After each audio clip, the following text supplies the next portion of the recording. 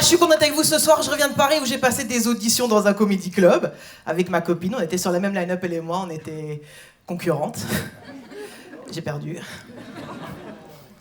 Elle a gagné. Je sais pas si vous savez ce qui est pire que perdre. Rentrer avec le gagnant. Oh. Ah, le bonne nuit ce soir-là, il avait un mauvais goût, hein. Mélange entre rancœur et amertume. Franchement, j'étais pas bien. Surtout que moi, c'est un peu marrant, j'ai commencé stand-up et tout le monde me disait toujours « Meuf, mais qu'est-ce que t'as de l'énergie, papa !» Est-ce que je suis drôle, tu vois? Pour moi, c'est quand tu coupes les cheveux, tout le monde te dit « Ah, t'as coupé tes cheveux !» Et personne te dit que t'es belle, tu vois?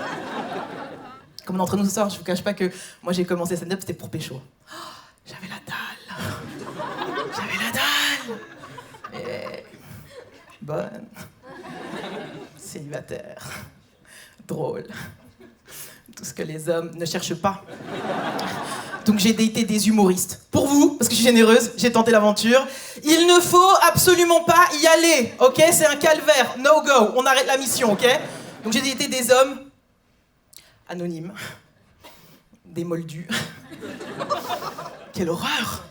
Quelle horreur! Tout ça pour me rendre compte qu'une génération qui a peur de l'engagement et qui croit plus en l'amour, hein. Raison pour laquelle on s'inscrit à des télécrochets. Hein, vous les connaissez? L'amour est dans le pré, Marie au premier regard, l'amour est dans le noir, Marie à trois noirs.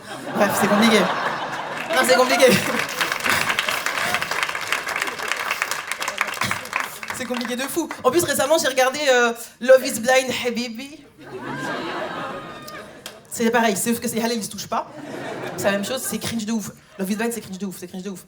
Et je me permets, comme on est sur le thème un peu du halal, et là, tout le monde serre ses fesses parce que c'est pas ce que je vais dire. Ne vous inquiétez pas, c'est halal.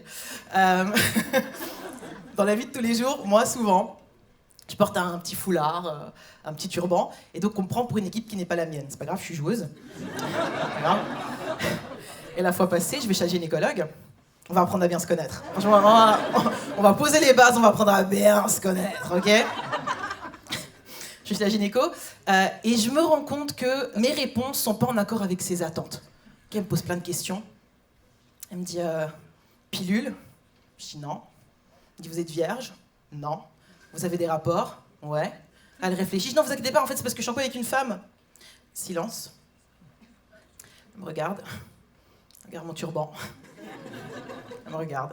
Elle regarde mon turban. Elle me regarde. Bon là je comprends qu'en fait elle pense que je suis musulmane. Et là je me dis est-ce que là je suis la Rosa Parks des musulmans? Est-ce que là je suis en train de faire un truc pour la commu quand même?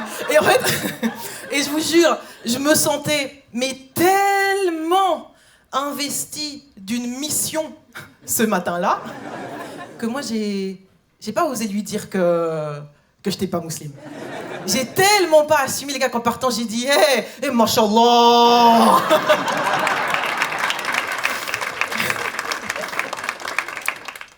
Du coup, pour les lesbiennes musulmanes, allez à Saint-Pierre, j'ai fait le taf pour vous.